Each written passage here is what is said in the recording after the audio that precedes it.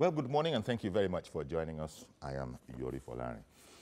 The story that started on on Monday night with the abduction, perhaps one is even being careful now. One doesn't know how to say these things because there seems to be so much confusion in government. But talking about Yobe State, talking about the students of the Government Girls Science Technical College, DAPCHI in Yobe, we just don't know where we are. And I am quoting government. I am quoting the military. Government, one of the ministers, as you know by now, in the fact-finding team sent by the president, because he sent Lai Mohammed the information, he sent Mansour Dan Ali Defense and Khadija Buka Abba, the Minister of State for Foreign Affairs. They were all there on the directive of the president to feed him with information. Now, for all of that, nobody can actually tell us now how many of those girls are missing. Then, of course, you heard anger boiled over, the governor's entourage was stoned, and that's where we are at now. My guest is Colonel Colonel Tony Inyam, retired. He's a security consultant. Thank you very much for coming on. Thank you. It's a veritable mess, which I think, and I would have thought it would be unusual where you have the precision of the military and intelligence guys and that kind of thing. How do you think this went so badly wrong? First of all, I must begin by, it's a very tough job for the military. Now, it's forgotten, and in this studio, about 2 years ago, we had the same discussion. And I remembered repeating over and over that the military is overstretched in terms of people, the manpower. The theater commander right now, he's been doing a very good job, that even the governor commended him. But they are overstretched. The only thing I think that the mistake they made was this issue of saying that the Boko Haram war is defeated. Yes. Now, in this system studio, I said that was premature. The Boko Haram are now trying to prove, and that's why they've done a spectacular. In anti-terrorism, what they've done is a spectacular, so that you will notice us that we're still there. That's what they've just done. So there's no need for anybody saying that he's won an unconventional war. It's never said anywhere. It's not a conventional war. You never say you win an unconventional war, because eventually the victory is political. It is ended in Vietnam, in Northern Ireland. Nobody will come up and say, we technically defeat. All these technologies no one knew them. No one knows them in the military. But when, the much that we have cleared Boko Haram, because they definitely are on the back foot. That is just that with the caveat that you are explaining. But Boko Haram is known to be on the back foot. Right. Now, how were they able to come back this strongly is something that perhaps non-professionals are going to be puzzling. Can I say, I have been saying it. You said they're on the back foot. They're on the back foot in terms of going to fight a war it's not their war, which is conventional, by going to capture local government and places. But when it comes to guerrilla and unconventional, they are not on the back foot. I see. In this same studio, I warn that we should not give Apple a false sense of security. And that's what we're saying. Because people will now relax. Well, actually, we're going to continue this conversation and also, take, as usual, calls from home. But just to point out that our man in, the TV's correspondent in Yobe, TVC News correspondent in Yobe, Michael Oshama, will be joining us, via phone link to sort of give us an account as we go along as to what the state of affairs is now. In fact, I'm told that Mike is on the phone already. Good morning, Michael. Can you hear us? Good morning. I can hear you. Okay. This is Yori Folari alongside Colonel Tony Inyam, retired security consultant. Could you give us, what's the situation? Because it was quite, shall we say, almost riotous yesterday. What's the situation now? Has calm returned? Yeah, yesterday we went to the chief on the note that some of the girls who were allegedly adopted by Boko Haram were rescued by the Nigerian Army. The information and the press release we got from the Yobe State government. But on getting there yesterday, the parents and guardians of the adopted schoolgirls were anticipating to see their daughters. But in the course of that, another news filtered in that they were not actually rescued or seen. So this made the parents to burst into tears, and they started wailing bitterly to the extent that it was also generating a kind of chaos within the community. Indeed. And this is the way it happened, but is there any further news on the number? People seem to want to know what the numbers are, and people are saying we have to be very careful about that. Is it any clearer at your end? The truth is this. No media has the accurate number of the adopted girls for now. That is the gospel truth. Why do you think that is? Why do you think that is? Because we cannot ascertain the number of the girls. Even from the principal, when I spoke with them, they only told us that the number of girls present at the time the attack took place were 926. Then during the head count, they discovered that 815 were physically on ground during the head count. Some of them started coming back gradually for yesterday and day before yesterday. But for now, we cannot specifically, this is the accurate number of girls that are actually missing. Okay. Every media is reporting different figures.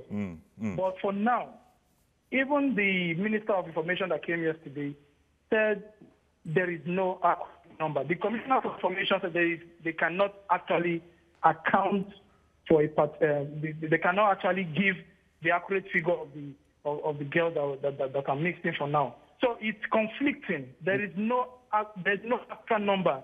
Indeed. And Michael, part of why this is confusing is the fact that we're now hearing that, look, when the school was attacked Monday night, all the students reportedly ran helter-skelter all over the place. It was very, very confusing. Now, some, according to reports, have begun to return. And I imagine that's where the whole thing got very, very hazy. Yes, that is what made the figure for now, that is what actually made it a little bit difficult for us to ascertain the actual number, because some parents told me that they actually saw their daughters yesterday, day before yesterday, some day before yesterday. So you see, the number is gradually reducing, but we don't actually have the accurate figure. Truly, they were running scattered during the attack. Some of them ran into the bush, they were displaced. So because of that, some of them did not even come back to the school. They went back home direct. Exactly. This is where, so that is the situation. So it's difficult to give the accurate number for now. Maybe some days from now to 2 days from now. 2 days from now, we will get the actual number as time unfolds. Indeed. And we don't know if there were any fatalities, or can we possibly say that no, never got as bad as that? Sorry, I didn't get that. Did anybody die? Is there? Were there reports that anybody died in this this unfortunate incident? Yes. When I got to the community yesterday, we were told that 4 people died, but they were not specific. 4 people? If it's the security operative, okay. but it was confirmed that 4 people died during the attack. Well, thank you very much, Michael. You'll stay with us, I hear, as long as you can. And by all means, we'll be referring to you when we need to do so. So, Colonel, this is the way we all have heard it. Sure. Now, The Senate, meanwhile, it put out a statement yesterday where it was distressed and that Boko Haram would appear to have made this resurgence very, very shortly after, we have been told that all of this is over. So you've explained all of that, that perhaps we were a bit too... but where exactly are we now? We're hearing the right things from government that they're on their back foot, dying throes. The Minister of Information was saying these are the dying throes. But how should we now view this? Maybe we've do you think we have a sense of complacency I think, right now? I think to begin with, I must commend the governor and, of course, Alhaji Lai Mohammed for their honesty. Yes. Unlike before, yes. To own up where they've gone wrong. In other words, saying they don't have information. I think that honesty... And the governor actually apologized. Explained how the mistake was made, and then accepted responsibility and said that the government of Bauchi was sorry for that. I think that's commendable. And I think what is important is not for us to start blaming, because this was a surprise, as said by. But what amazes me, one, is that there shouldn't be a surprise after the Chibok girl incidents. I was watching in another station, Aisha Yusuf of the Chibok co-convener, and she spoke so brilliantly. In fact, I was thinking she spoke like a strategist. I think the problem we have in our system is that over time, mediocres have hijacked positions that they cannot deal with. You're talking about the professionals now, the I'm security professionals, or what? I'm talking of the political heads. Okay. Mediocres have come through the system. Now, because if we had an incident 2 years ago, or that's 2014, the Chibok girls, what are the systems we put in place? So what I'm trying to say is that, you see, we're now rushing to actions. But it's like we didn't learn anything from Boko Haram. Like we didn't learn much. Because if Boko Haram happened, if the first, the world famous one happened, yes. And how could this happen? Again, you remember when how it happened? Could this possibly happen? When it happened at that time, it took time before Jonathan government had to convey a situation room where we were being informed by a body led by a National Orientation Boss. Chibok girls. Yes, Chibok girls. Initially, the confusion was like this. Yes. In fact, we weren't even sure anybody had been kidnapped at that time. They now assembled a team, which was led by the MD of the National Orientation NOA. So we didn't learn. So we should have still kept that body in place. Secondly, I am also saying that whilst we have this problem, and I know that this thing will reoccur again, my plea is this: what do we do to forestall this? This is why I strongly beg in the government that I have said it in many other fora, that we need almost a 4-fold increment of armed forces and other national security agencies. Our men, the military men there, some of them have served over 6 months in their tour of duty, and they are being kept to continue. Okay, and normally it should be what? What length? Normally in a tour of duty, maybe at most 6 months. Okay. But 3 months. Okay. Now, many people have been there fighting for over 9 months. And they're exhausted. You need to change. You need to change them. That's the routine. But there's no manpower to change them as well. So we need a 4-fold increment. Now, the other thing lacking, which this Aisha Yusuf pointed out, intelligence. We don't have the resource for human intelligence. We're not talking of all these devices. We need human intelligence. People, we need that like yesterday. Human intelligence, enough for people there. Then, because we don't like this, I'm just talking that this is how we can forestall what will happen. Thirdly, you see, at the moment, we don't have an intermediate force that deals with internal security problem. We only have the armed forces who are trained to deal with territorial integrity and national interest defense. In other words, they are trained to defend conventionally enemies from outside the country. We do not have special forces to deal with the level of internal security we are now having within Nigeria. In Nigeria? Now, because, you see, here it means that every Nigerian public person is a critical stakeholder. So I am saying that the system we have now does not involve the locals as much as they should be. In the countries around us, they have the gendarmeries. Gendarmeries means gem is from the gendarmeries. It means civilian men in arms. All the French countries around us have them. In fact, I'm from Boki, where the border at Cameroon. The gendarmeries are at times pursuing the Western Cameroonians to our territory. This is why I think we need to stop them. So we need the gendarmeries, we need a force like that, or the U.S. Force National Guard, who would have been, in other words, Yobe State should have its own National Guard. At the moment, horizontally, we are shortchanged, we overstretched. Vertically, we are the same. Vertically, I mean that there's no involvement of locals in our national security architecture.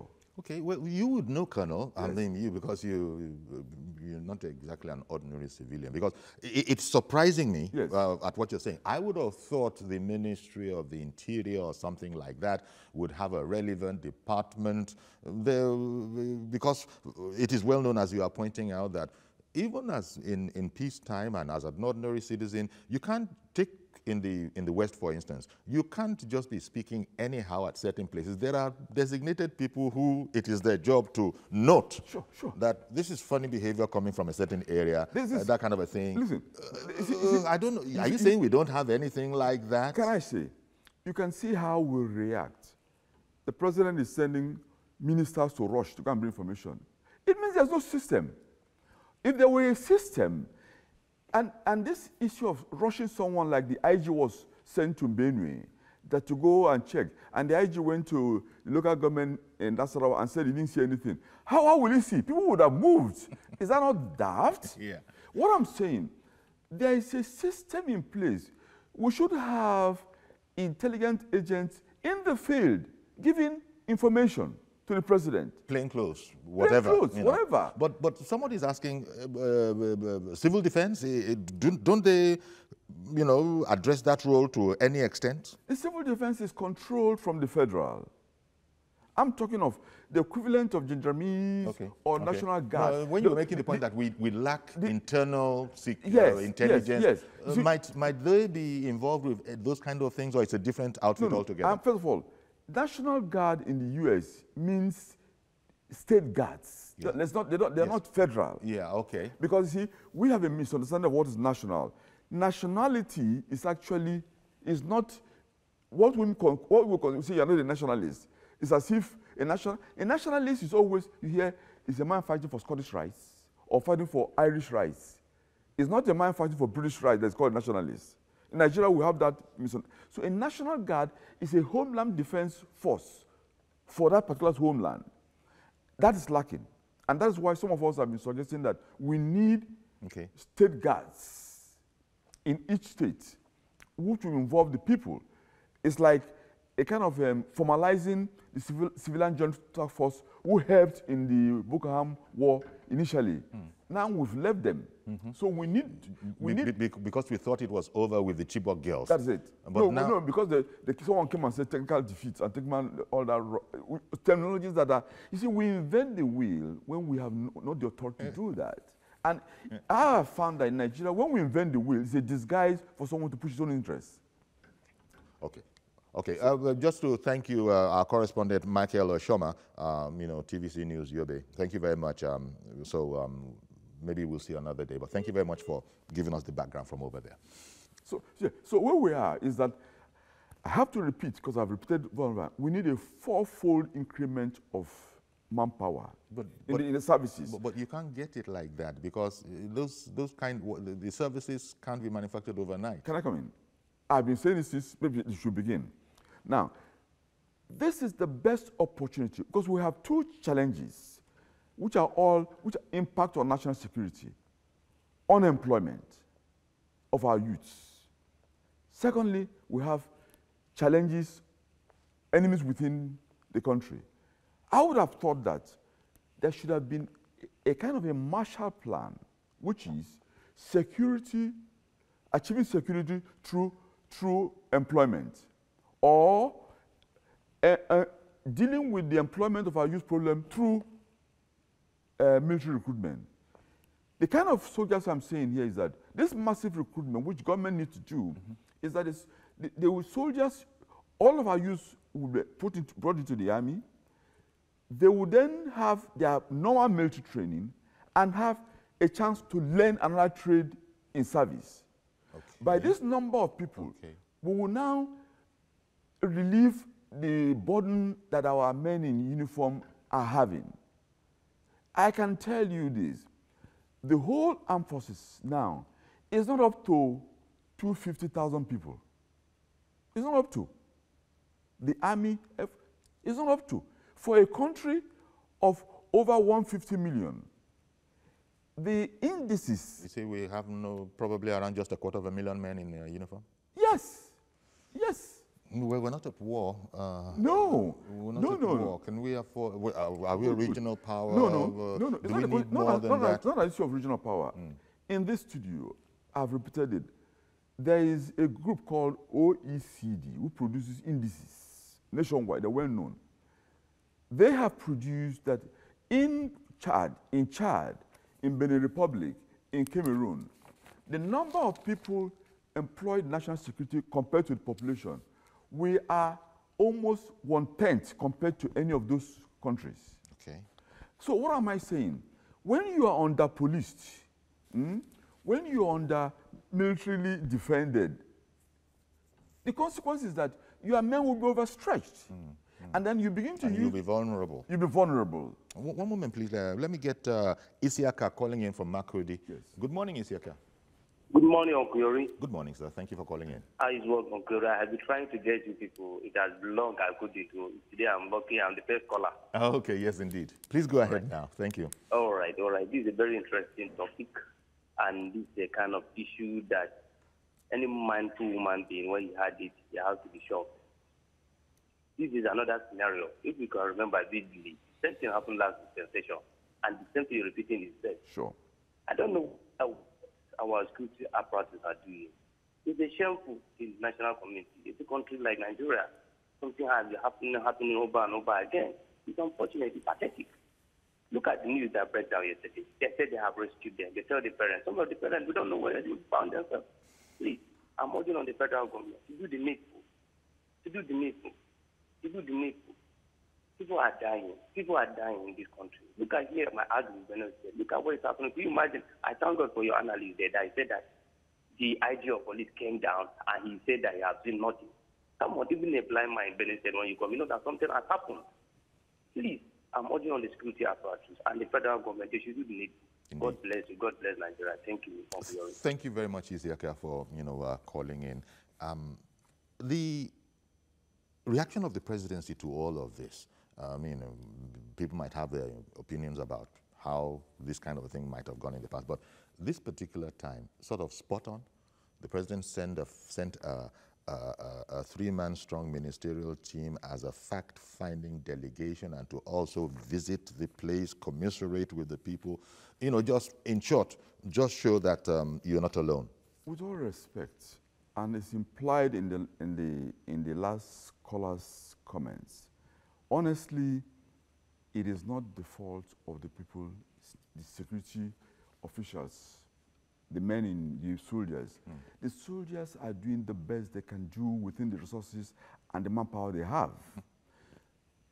What is lacking is the political will and the ability of those in charge politically to have the sense of judgment to do what? Exactly. I am saying that this reaction of sending people to rush there what would the Minister of Information get? What would the Minister of Defense do? The Minister of Defense, they are for policy making. They are not operations people. If the operational system has not generated information in time for the president to deal with, then that's the way the problem is. It's not by rushing, oh, you rush here, you rush there. It's too archaic. We have modern systems of getting information. Yeah. Now, what I'm saying, that's only playing to the gallery. Well, it's okay. Look, I know these are totally different scenarios, but remember when that thing happened in America, whatever, where the Twin Tower, where it came down? Yes. The president, he was there. Good. You could say to me Good. that it's not something for the president. You know, it's no. So when you say it's playing to the gallery, I'm saying that the people who are going to deal with the matter. No, I'm saying the president should have been there himself. Okay, in person. In person is what you are not saying. Not by sending. Because the system, the structure is there already for him to get all the information he needs. Okay, because it's a fact-finding team. The Minister of Information is on it. The Defense Minister is on it. Can I come in? There's a person for the... You see, there's confusion here. Confusion in this. The Minister of Defense is a policy-making man. Okay, you've made that point. He's not an operational man. Can I come back to you, and then if you want, you can elaborate on the point. But you are making this point, and I take it. Mr. George, good morning. Good morning, Uncle Yori. Good morning, Mr. George. Uncle Yori, what has happened is very worrisome. If the politicians are making political claims, I didn't expect the military to be doing the same. About 2 weeks ago, the military came out to say that they have captured Camp Zero, making us to believe that the last of the camps of Boko Haram sect has been captured. This does not seem to prove that they no longer have any camps. Sure. They have different cells. If you capture or if you degrade one cell, other cells may still be there. It's true. What the colonel said, this action is aimed at telling the government that they are still around. So, and you know, they seem to be, to have more intelligence than even our own side of the war front. They know that that place has not been secured or anything. Struck there. Yes. Yes. And people will take it for granted that nothing will happen there. That's why they went there. Mm-hmm. So we need to up our game and let the military be working, not talking. Indeed. When you are working, the result of your work shows. You don't need to speak. It will speak for you. True. So let us talk less and work more. Indeed. It's very unfortunate. It is. The principal of the school, I don't know why it is impossible for him or her to give us an accurate figure. You say you have 960 students. You have counted the number that are available. You declared 1 week break for them. Some of them, I understand, went to their homes. You can easily find out which of them have returned, which of them have gone home, and then you have, how would it take 5 days to do that? Mm-hmm. I just cannot understand. Yeah. So it's very unfortunate, but it's lesson-driven. Thank you. Indeed. Thank you very much for calling in, Mr. George. You know, you've made the point earlier, Colonel, how our attitude to record keeping and the point that Mr. George is making, yes. It's so easy to, you know, do some sort of deduction and come up with a figure. And as he's saying, it's going on for far too long. But let's go back to the whole matter of intelligence that misled, it would appear to me, the Yobe State government, because in their apology, they had said that, look, they had been given this information by, you know, an arm of security that engages with these people, and that they had no reason to disbelieve. How does that happen? Because that reminded me of Mr. George saying that maybe the military, I mean, that anybody will be saying the military should be talking less. Those people are normally tight-lipped. No, I think the point George made it eloquently. Really, I think that there is some failure somewhere in intelligence because for the governor to be misinformed. But like I've said, please, these military men are facing the fire right now. Now, all we can do is to give them our support. Oh, of course. Everybody commends our boys in uniform. Let me say. But what went so badly wrong that bad intel will be given to a person? Let me put it this way. When there's a failure in anything, it is the political that deal with the matter. You see, the man who is an operator is only going to operate based according to the policy you have in place. Of course, yes. So when there is failure, it is not the failure of the man on the ground, it is the failure of the policymaker. So the point I'm making is that right now, the government, you should be asking the government, why is this so? Because the man there, maybe the government is not seeing it wise that intelligence, there should be a coordinator of intelligence. That's why you have intelligence coming from all different angles. I have been preaching and telling that we need a coordinator of internal security operations. We have been saying that for ages. Once you don't have that, you have this problem. Okay, we're going to go on a break now, but please stay with us. There's so much more meat on this particular bone, and we want to hear from you what your perspectives are on it. We'll be right back.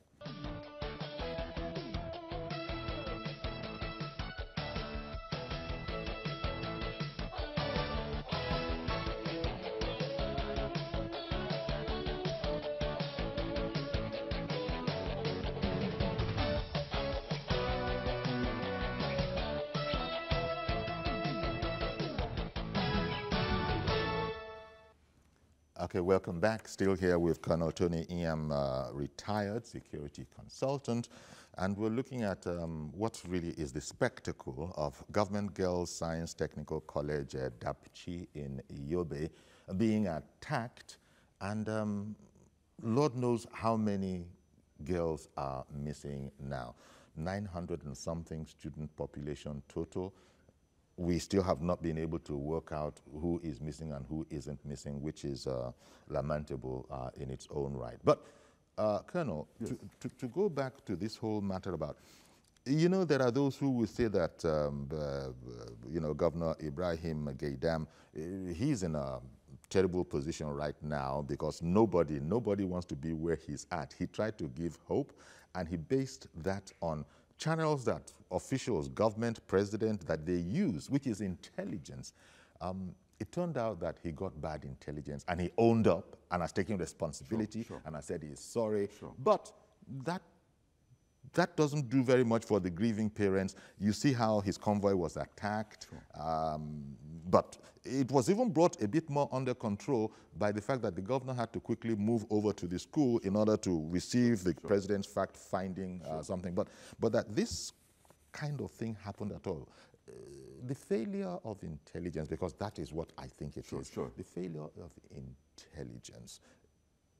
Could this be going back to fatigue in that area? But I don't know, because you were talking about inadequacy in the numbers of our men in uniforms bearing arms. Now, intel is a different it's part of fish. I said fourfold across board. Okay. And in fact, we need much more men in plain clothes than even the people you can see in uniform.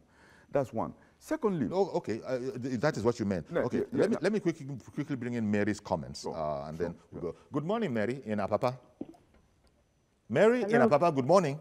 Good morning. Morning. Thank you for calling in. Go ahead, please. Good morning. Morning. Good morning. And yes, good morning. Can you hear me? We can hear you. Okay, thank you very much.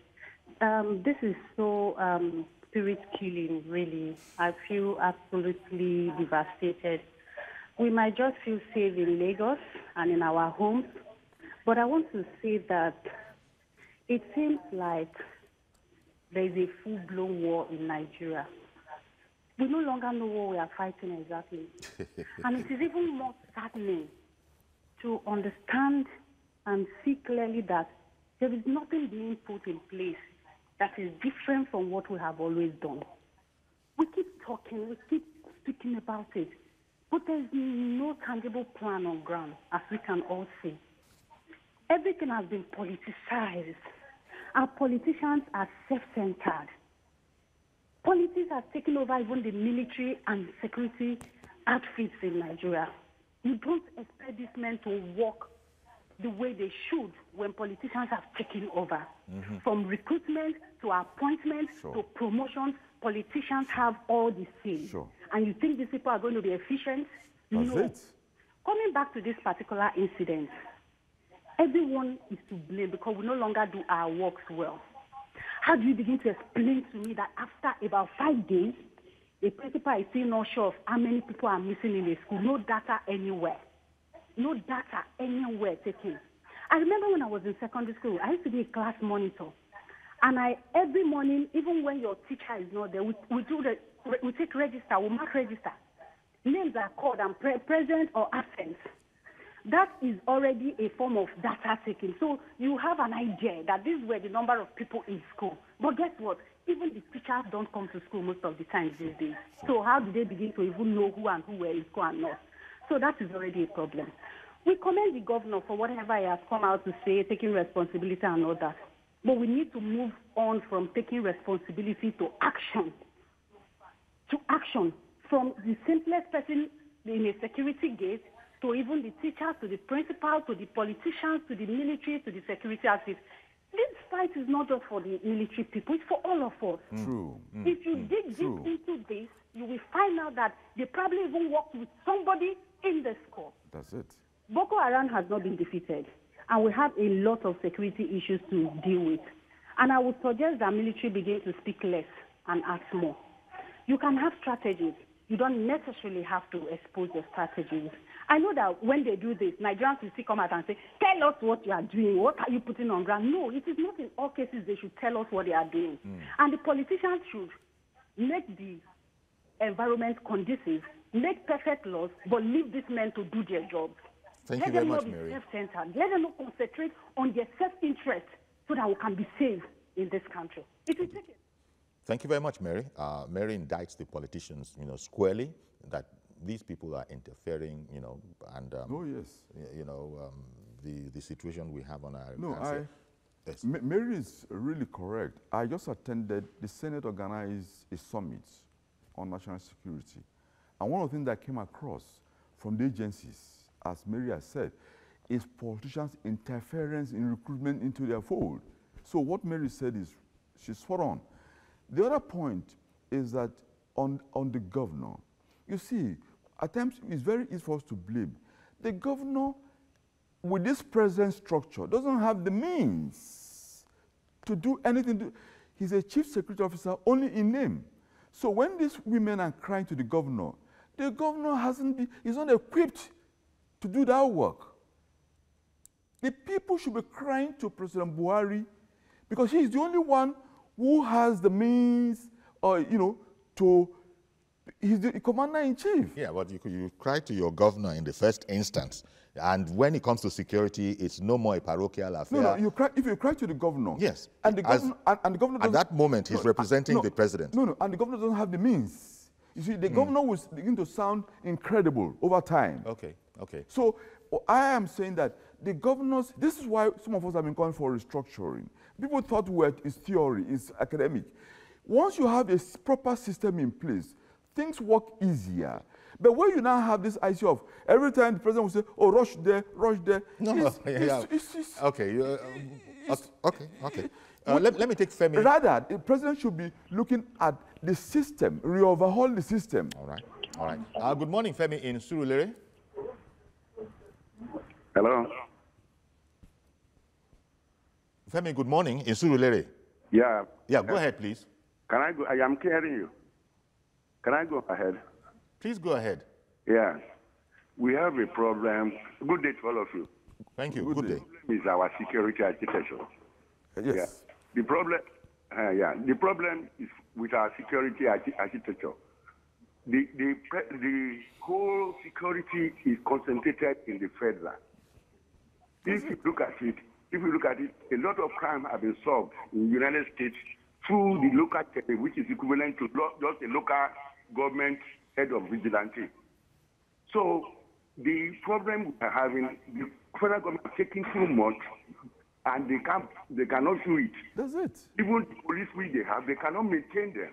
If the state government should withdraw their finances into the police today, things will go haywire.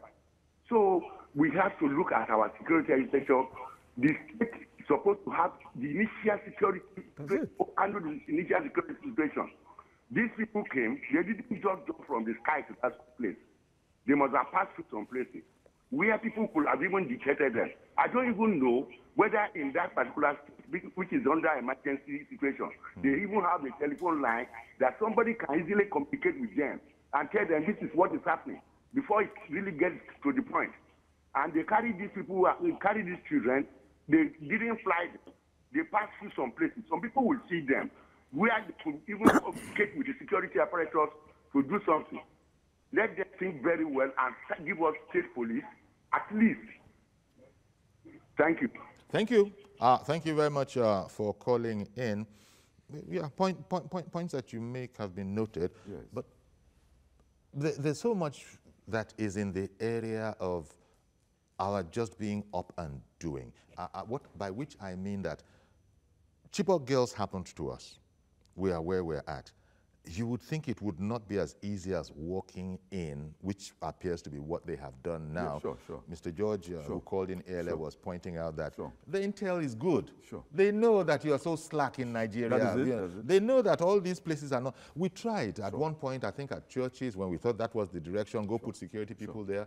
I think even in Lagos here, once when we had some guys go and go to some school in Ikorodu. For a while, we put security. But I mean, maybe after a few days or a few weeks, we relax. Our enemies are watching, and they see that it's all open. They've chilled, typically. Now we can move in. So it's a combination, I imagine, of our attitude to these things and then the professionalism that even when the rest of us civilians don't want to be moved, we just have to be explained to professionally that this is what the situation requires. This is why I must say, the military, you cannot stop the military communicating to the public, especially in an irregular war situation. Because otherwise, all they should stop is that they should stop making claims. They should allow the results speak for them. But making claims, we've done this. Or they should communicate. They cannot stop, because communication is very important in this kind of warfare. Because this warfare is usually what a key feature of this unconventional warfare is what is called psychological operation warfare. Yeah. You have to win the hearts and minds of people. So in the training, they have to communicate. Having said that, I think that we cannot overemphasize the point that, you see, the lack of a system in place is the problem. You see, it's like how...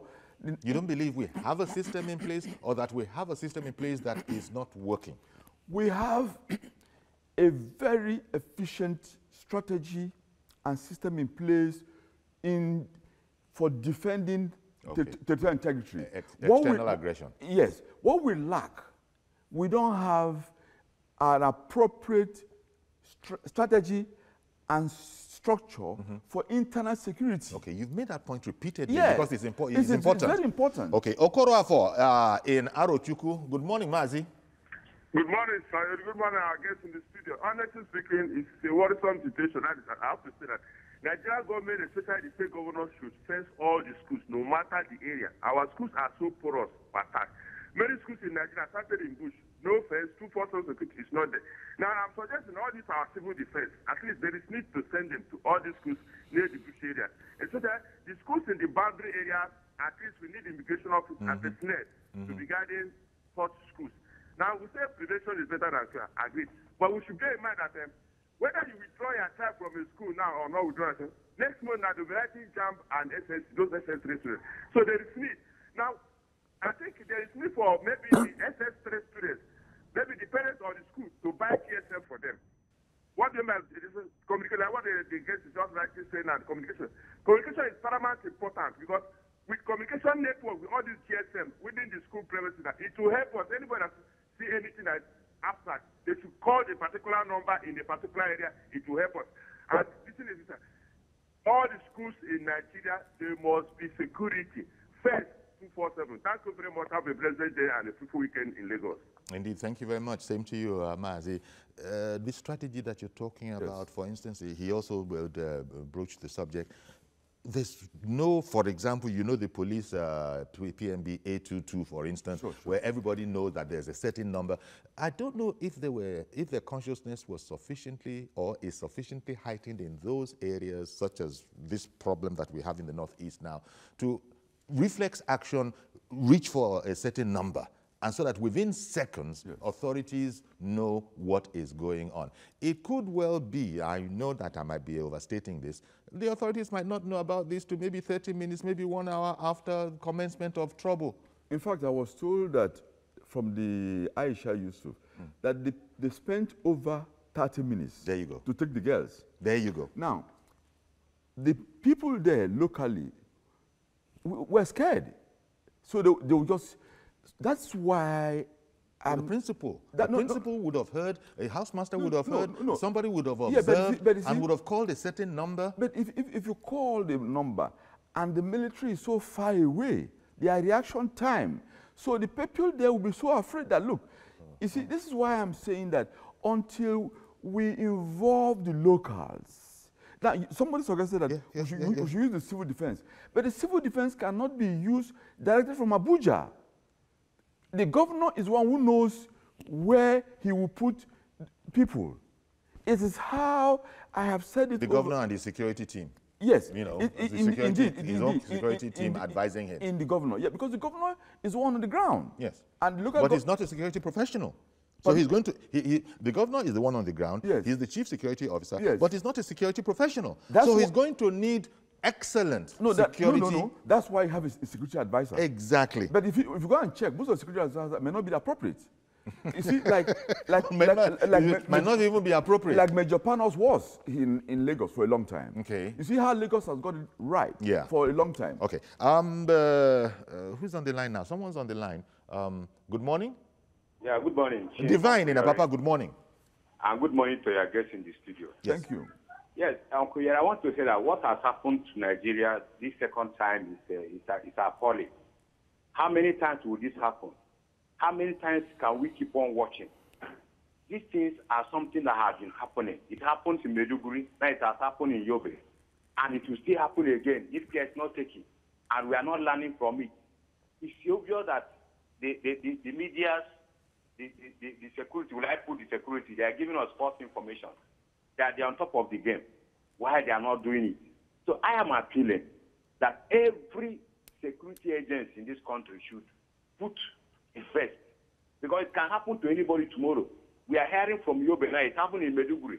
Maybe you will not be surprised that it will happen in another place in the east or even in the west.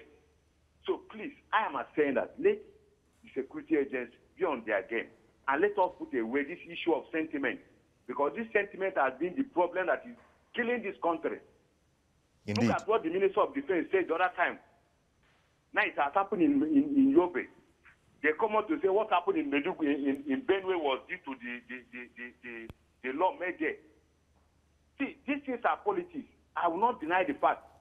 So please, let us put sentiment apart. Let this country, Chinua Achebe wrote in his book that things are falling apart. And the center can no longer hold in this country. This power in Abuja needs to be dissolved so that everybody will hold on and know where to belong in terms of security. All right, then. Because they are not meeting up when the urgency arises. All right. Thank you, and God bless you. Indeed. Thank you very much for calling in. Back to the point that you were making earlier, Colonel, about, look, you are not unduly impressed with 3 ministers arriving on a fact-finding tour and so on and so on. But part of the people to meet them, apart from the governor who briefed them, and he certainly knows the lie of the ground, his problem there was also the GOC, the General Officer commanding the 3-div in that area, Damaturu. Theater commander. Okay. Now, so those people would know, because I think the main point you were making in relation to this is that these people can't know, but the people who do know are there to brief them. Now, first of all, let me go back to the issue of intelligence failures. Sure. I have over and over said we need to learn from other places who have had similar examples. After 9/11, national security agencies compete amongst themselves. After 9/11 in America, you know, there were wrong information. One was given by one agency, another one did not take. The Americans decided to form an office to coordinate intelligence. What the last caller is saying, and what, again, I blame the politicians, because they are the ones who are the policymakers. They need to set up to have a coordinator of intelligence, and at the same time, a coordinator of internal security operations. Now, they also need to have a midway force, because the mobile police we have are formerly riot police. Our internal security challenges have gone beyond that to what they call low-intensity war, or I would even say high-intensity war, because the kind of arms people are carrying for internal security now are military-grade weapons. So it's gone beyond. It's a bit unusual. Which one? Unusual. And this we're going to have for a long time. Okay. Chidi Ebere has been holding on. Good morning, Chidi. I think I just managed to lose Chidi Ebere. So sorry about that. See if you can call in again. So we need to fill that gap. We need a dedicated force who would be like state guards, which work with a governor and under the control of the governor to deal with. And that you have state guards in each state. Then you now have a national guard, if you want to use that word, at the center, who will have heavier equipment to reinforce a challenge when required. When required, a challenge state guard. These gaps are lacking. All this we need, because security is so important. Without security, there's no economy. There's nothing else. So we cannot bet over that. We need to invest in this security. And this is the best time to do it, because many of our youth are unemployed. So it makes sense. There's a win. There's, because there's so many, we potentially, we could sort this problem out pretty quickly. Apart from the fact that they need to be trained, and you don't train security professionals overnight. During the Civil War, people were trained, officers were trained for 3 months. All the likes of the late Shagaya, who died, they were only trained for 3 months to be officers. They were called emergency commission officers. Emergency. 3 months they were trained. So in the same sense, we can train officers and personnel 6 months. It's just what is lacking is the political will of the politicians who are the policymakers. You see, blaming the political will, even in knowledge, are you sure they actually have a very good assessment of the situation? Fantastic. In other words, competence is part of it. So you're talking about mediocres in political, strong, powerful political positions. Yes, you have mediocres in strong, powerful positions, misplaced positions. So you don't have, we're now having the consequences of that. And that's why in voting, we have to be careful who we vote for as our president or as our governor. If you look at a case where there's a bit of democracy in Nigeria, you can see this result, like in Lagos State and Anambra. Where you have a good governor that the people elected, you see the results. Okay. So this, at the end of the day, you brought it back squarely to the people. Yes. That you get the... you get what you deserve. You actually get what you deserve. You've allowed mediocres to usurp your power. And secondly, so you must rise up and follow the examples you have in Lagos, where there is Lagos and Anambra, and possibly Gombe is where there is governance. Indeed. Proper governance. Those 3 states stand out. Okay. I was going to end the program, but I understand Mr. Akinloye is trying to get in, and so we'll hold it for you. Good morning, Mr. Akinloye. Hello. Go ahead. We're waiting for you, please. Good morning to you once again. Thank you very much for calling in. Well, I'm happy to tell you that as far as security situation is concerned in this country, there is no way the police at the federal can be on top of their game. This is because... Why did you say you're happy to tell me? You said? Why did you phrase it that I am very happy to tell you that? Well, the reason is there is no way it cannot happen. Somebody cannot sit there in Abuja and you expect the person sitting in Abuja to know what is happening in Songwater, for example. I get the point you're making, that you are very sure of what you are saying. Okay, what we need to do is this. We need to domesticate our security. Fantastic. Fantastic. Now, what do I mean by this? Fantastic. For example, hello, are you with me? Yes, we can hear you. Okay, for example, you have, we have Ogun State Security Agency, for example. And these have to be domesticated even to the local government. Does it? For example, if a man is a security agent in Ado local government, for example, and he lives there, and there is a situation in any school, you'll be quite sure in any market, the man who is domiciled there and who is part of the security apparatus in the area will be conscious of the fact that he must not toy with the security situation there, because his wife may be involved. That's it. If the wife is not involved, the children could be involved, or the family member, or somebody close to him. So that is even enough to put him on his toe to rescue whatever situation is at that particular point in time. So for somebody to sit down in Abuja and expect and dish an instruction about the security of a particular state is not right. I think the governor must as the security chief of their state, must be given free hand. Thank you very much for calling in. Really appreciate your call. And indeed, there's no need to go back to Colonel Ian, because he summed up everything, and the Colonel was actually approving by nodding. Can I just thank you, Colonel Tony Ian, security consultant. Really appreciate the insights you provided us with, and we're just going to keep our fingers crossed, and we want our girls back. We just don't want we don't want another circus. By the grace of God. We don't want another circus. By the grace of God. Exactly. By the grace of God. Okay then. So well, that's our program then. Do have a great weekend, and God willing, we'll see you on Monday for the next fresh edition of the program. I am Yori Folari. Bye bye for now.